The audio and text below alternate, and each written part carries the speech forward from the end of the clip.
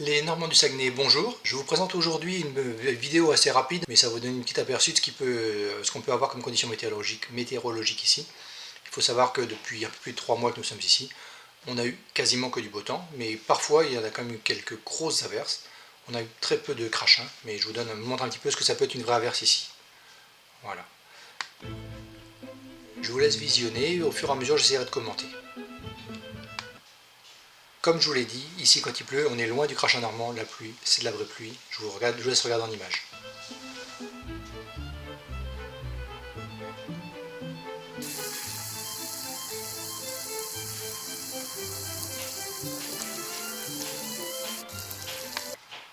Voilà, c'est pour vous donner une idée un peu de la hauteur d'eau, donc je me suis mis en tongs, ce qu'on appelle ici des gougounes, pour vous montrer un petit peu la hauteur d'eau qu'il y avait dans la rue. On est sur la petite ruelle qui est juste le long de chez nous, la rue Coquart.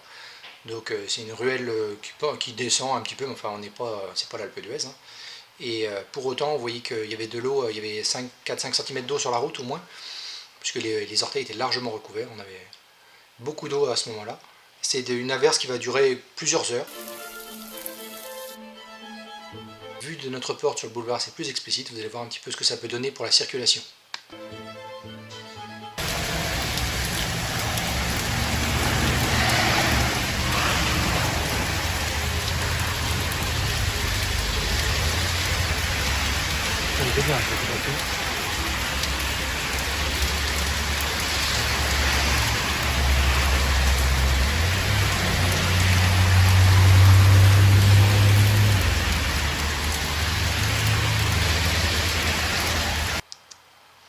Vous voyez, hein, à titre d'exemple, les deux voitures qui sont sur la gauche qui remontent la rue, c'est vraiment, on roule dans l'eau, on roule plus sur le bitume, mais dans l'eau. Et donc il y a 4-5 cm d'eau sur la route en permanence, donc ça fait des grosses projections d'eau. Alors sur certains véhicules, ça se voit moins, peut-être parce qu'ils avaient des pneus un peu plus adaptés, mais en tout cas la plupart du temps ça éclabousse fortement, et vous verrez qu'avec des gros pick-up, qu'on appelle ici des camions, ou avec des poids lourds, c'est encore pire. Je vous laisse regarder.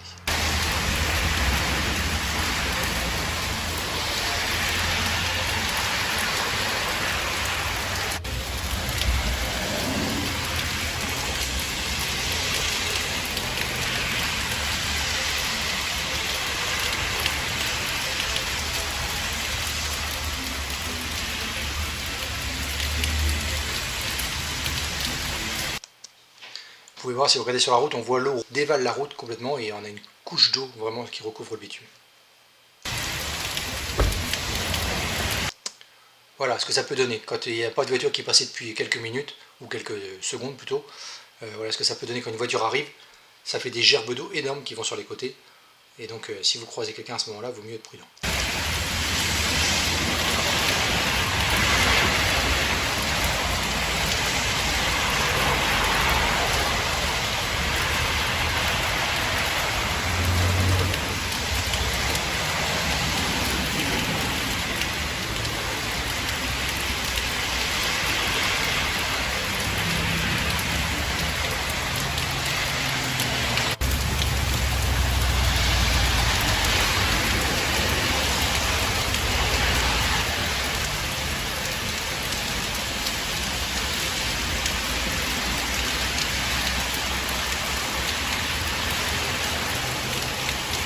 Que ça donne quand on est juste au bord de la route.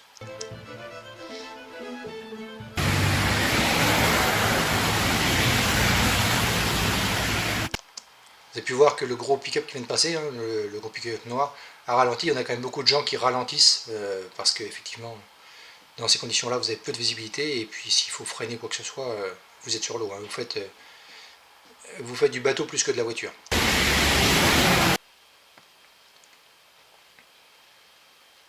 Là, vous allez voir dans quelques instants un gros poids lourd passer avec une voiture rouge qui est à côté, qui a ralenti fortement pour le laisser le doubler. Parce qu'à côté d'un poids lourd, dans ces conditions-là, vous êtes non plus en train de faire de la navigation, mais en train de faire du sous-marin. Donc la voiture a fortement ralenti pour laisser passer le poids lourd. Et contrairement à ce qu'on pourrait s'attendre en venant de France, vous allez voir en gros ce qui est marqué sur le camion. Mais voilà, ici le fabricant de soda le plus populaire, ici c'est Pepsi, et de très très loin. Coca est finalement assez discret ici au Québec. En tout cas, le reste du Canada, je ne saurais pas dire, mais sur le Québec, c'est assez discret. Par contre, Pepsi a un quasi-monopole ici.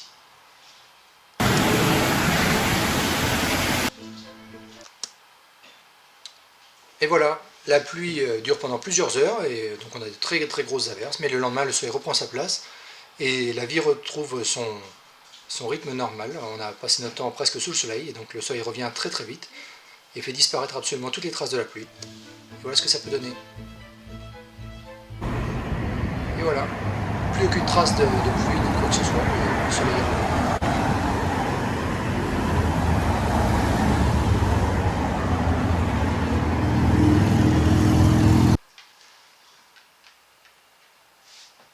Et voilà, nous allons profiter du beau temps pour retourner vers le sentier des Rats Musqués, qui est une promenade qui se situe à peu près à 100 mètres de chez nous. Généralement, on va jusqu'à la rue Ballantine, qui est marquée en bas, 40 minutes. Réellement, en marchant correctement, en une bonne demi-heure, c'est fait, donc aller-retour 1 heure. Mais c'est un superbe sentier libre d'accès, entièrement aménagé, comme vous allez pouvoir le voir dans quelques secondes.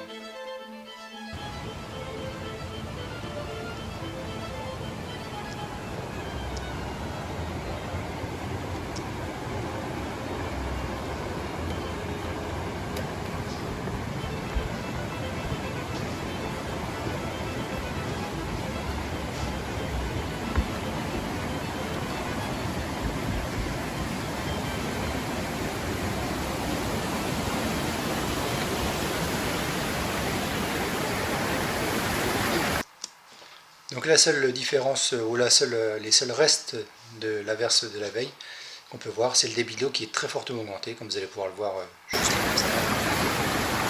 C'est un ruisseau plutôt sur une petite rivière.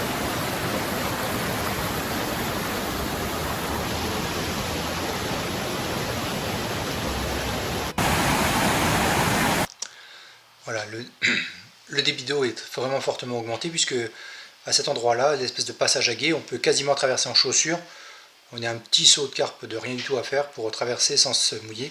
Alors là, après une averse, il n'est pas question de traverser.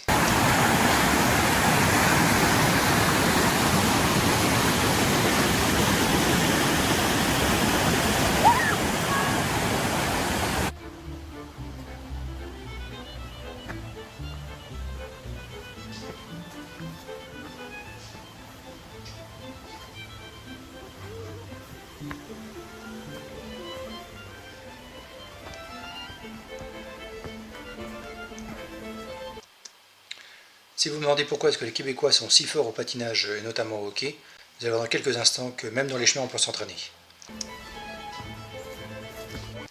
Et voilà!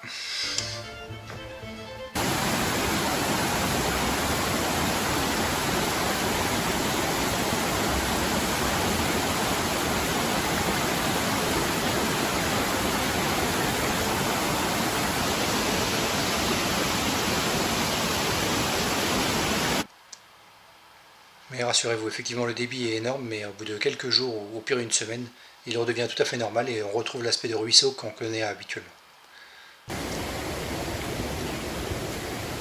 Mais ici tout est prévu, en cas de crue ou de fort pluie, tout est aménagé avec des petits ponts, des passerelles en bois un petit peu partout pour éviter de se salir lors des chemins.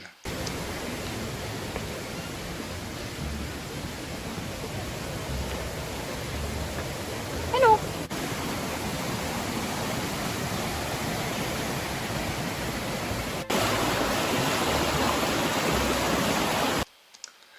Alors si vous dites que de l'eau, il y en a beaucoup, effectivement, il faut quand même savoir que le Canada à lui tout seul comporte plus de lacs que l'ensemble des autres pays du monde. Donc voilà.